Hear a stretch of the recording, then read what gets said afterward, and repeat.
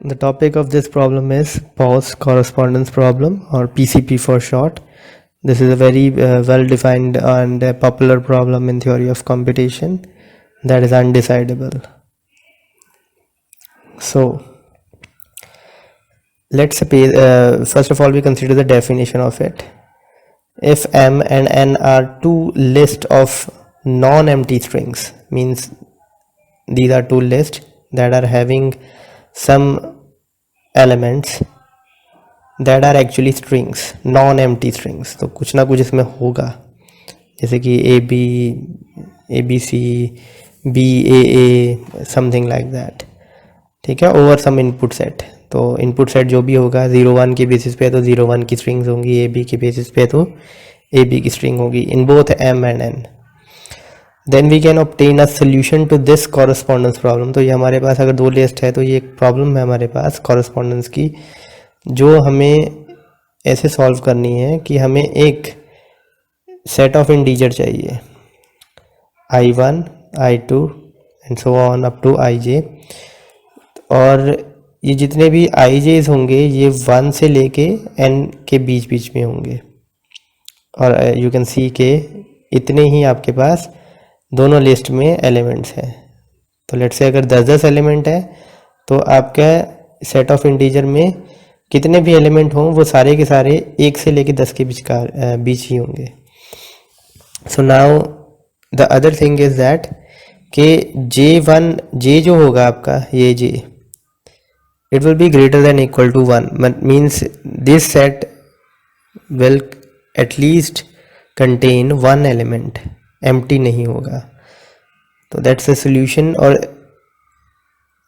ये हमें लिस्ट, ये सेट ऑफ इंटीजर इस तरीके से बनाना है कि जो इंटीजर पर्टिकुलर है वो हम इस लिस्ट से पिक करें, उसके इंडेक्स का एलिमेंट, और इस लिस्ट से भी पिक करें और उनको कॉन्कैटिनेट करें इन द सेम ऑर्डर. तो दोनों लिस्ट के एलिमेंट हमें एक ऐसी स्ट्रिंग देंगे जो दोनों बराबर होंगी, लिस्ट M भी और लिस्ट N भी. सो ऑब्वियसली IJ जो है आपके ज़रूरी नहीं डिस्टिंक्ट होने चाहिए, it can be same as well. मतलब हम 2 बार 1 ले सकते हैं, 2 बार 2 ले सकते हैं, 2 बार 3 भी ले सकते हैं, और जुड़ी 2 बार 3 बार भी ले सकते हैं.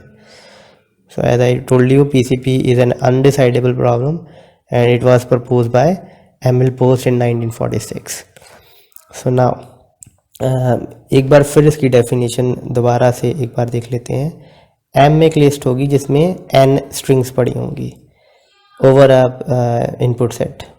तो AB पे बना है तो AB की स्ट्रिंग्स होंगी, इसमें N स्ट्रिंग्स होंगी, N अब कुछ भी हो सकता है. सिमिलरली N भी एक लिस्ट होगी जिसमें N स्ट्रिंग्स पड़ी होंगी, स्मॉल N स्ट्रिंग्स पड़ी होंगी, और दोनों का साइज ऑब्वियसली सेम होगा. सेकेंडली हमें इसको सॉल्व करना है to make a string from both the list जो कि बराबर होंगी. ठीक है, और इसके लिए हमें एक सेट ऑफ इंटीजर चाहिए जिसमें इंटीजर एलिमेंट्स होंगे, जरूरी नहीं किसी ऑर्डर में, अलग अलग ऑर्डर में हो सकते हैं, और वो इंटीजर 1 से लेके N तक की रेंज में होंगे. मतलब minimum value will be, it will be a natural number basically, 1 से लेके N तक की रेंज में होंगे. सुना. और उसके अलावा जो हमारा ये इंटीजर सेट होगा, it should have elements greater than equal to 1. तो कम से कम एक एलिमेंट तो होगा ही, एक से ज़्यादा भी हो सकते हैं, इन सच अ वे कि हम जो हमारा इंटीजर सेट दिया हुआ है उसको इंडेक्स मान के यहाँ से स्ट्रिंग उठाएं.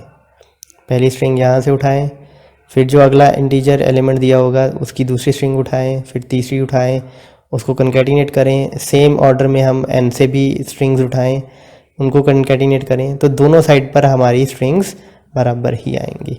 So let's understand this with an example. Let's say हमारी 2 लिस्ट दी हुई हैं M और N. M में 3 एलिमेंट हैं, BA, BBB and BA. N में भी हमारे 3 एलिमेंट हैं, BBB, BA एंड A.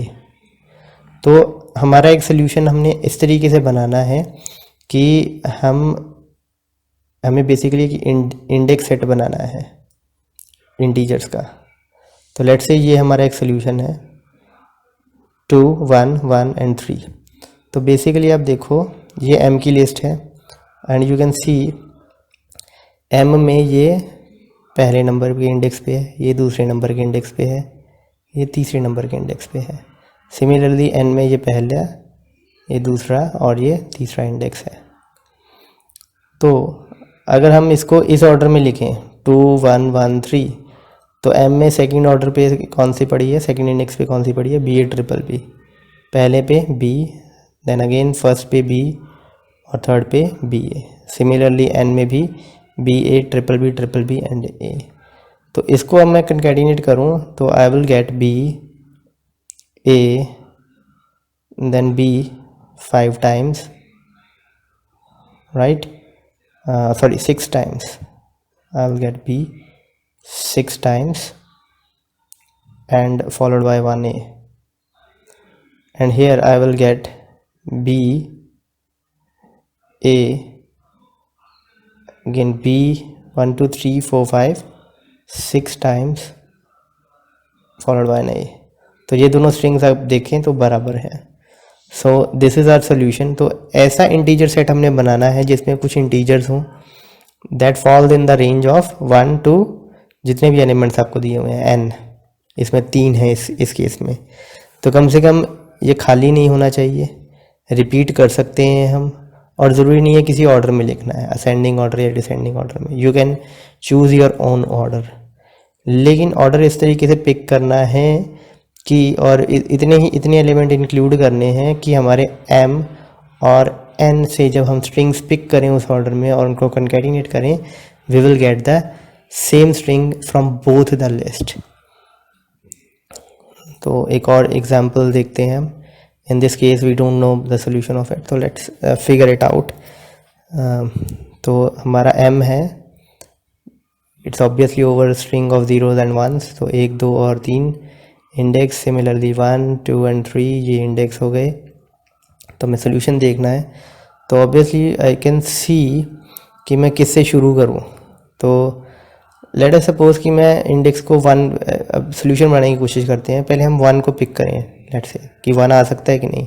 अगर हम 1 पिक करते हैं तो हमारी स्ट्रिंग जो होगी from the m, it will start from 1, और n में वो स्ट्रिंग 0 से स्टार्ट होगी। तो ये तो ऑब्वियसली सोल्यूशन नहीं निकल सकता यहाँ से, क्योंकि स्ट्रिंग शुरू ही अगर 2 अलग अलग डिजिट से हो रही है from the list m and list n, तो ऑब्वियसली सोल्यूशन की तरफ हम नहीं बढ़ेंगे। तो let's pick up, try to pick up the 2 index. तो यहाँ पे 1 से शुरू हो रहा है और यहाँ पे भी 1 से शुरू हो रहा है। तो लेट्स से हम सोल्यूशन में मानते हैं कि 1 तो पहले आएगा ही आएगा। तो अब देखते हैं, साथ में लिस्ट भी बना लेते हैं। m से हमने 2 यहाँ पे आएगा। m से हमने 1 0 और n से हमने 1 पिक किया है। अब ऑब्वियसली हमें 0 चाहिए n में आगे, तो either we can pick n और वी कैन पिक n में हम 1 पिक कर सकते हैं या 3 भी पिक कर सकते हैं, बट वी हैव टू सी कि क्या इम्पैक्ट हो सकता है अगर हम 1 पिक करते हैं। अगर 1 पिक करते हैं तो ये हमें 1 के बाद 0 1 1 देगा, राइट।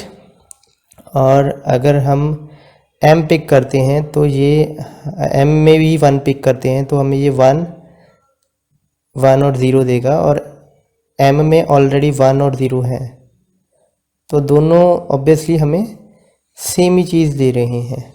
तो वी कैन से कि हम 1 भी यहाँ पे पिक कर सकते हैं, लेकिन द डिफरेंस इज़ कि हमें अब देखना पड़ेगा।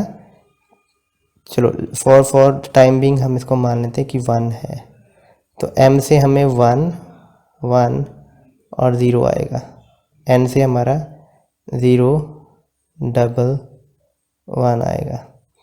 तो अब हमें, हमारे पास m में एक्स्ट्रा 0 है और ऑब्वियसली n में नहीं है, और n में यहाँ पे हमें 0 ही चाहिए।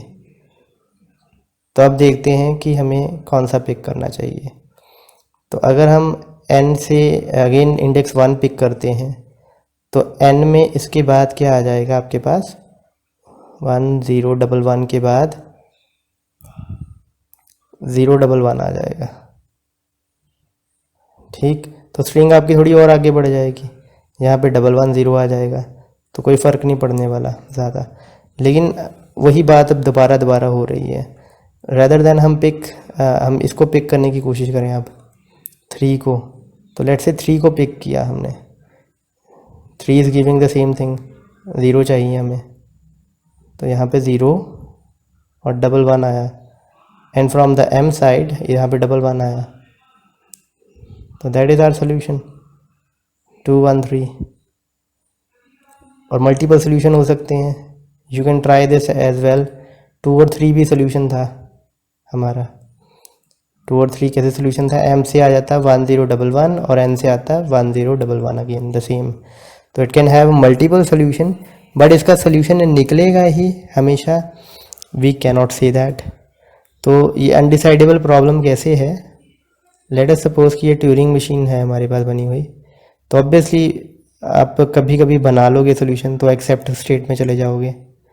हो सकता है आप कभी सोल्यूशन ना बना सको और आपको पता लग जाए कि इसका सोल्यूशन नहीं बनने वाला क्योंकि आपका मिसमैच आ गया, तो आप ऑब्वियसली रिजेक्ट स्टेट में चले जाओगे।